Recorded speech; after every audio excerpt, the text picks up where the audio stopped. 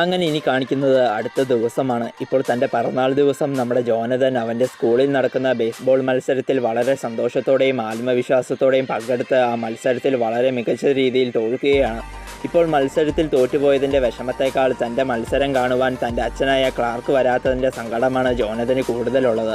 ശരിക്കും ക്ലാർക്ക് തൻ്റെ super hero പ്രവർത്തനങ്ങളുടെ ഭാഗമായി എങ്ങോട്ടോ പോയതാണ്. പക്ഷെ ജോനഥൻ ആ കാര്യം അറിയത്തില്ല.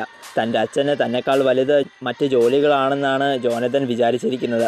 അതുകൊണ്ട് തന്നെ വളരെ വിഷമത്തോടെ ജോനഥൻ മുറിയിൽ കതകും അടിച്ച് ഇരിക്കുന്ന കാര്യമെല്ലാം ലോയിസ് ജോലി കഴിഞ്ഞ് വന്ന ക്ലാർക്കിനോട് പറഞ്ഞതും അപ്പോൾ തന്നെ ജോനഥനെ ആശ്വസിപ്പിക്കാനായി ക്ലാർക്ക് ജോനഥൻ്റെ അടുത്തേക്ക് ചെന്നതും തനിക്ക് ആരോടും സംസാരിക്കണ്ട എന്ന് പറഞ്ഞ് വളരെ സങ്കടത്തോടെ ജോനഥൻ വീടിൻ്റെ പുറത്തേക്ക് ഇറങ്ങി ഓടുകയാണ്.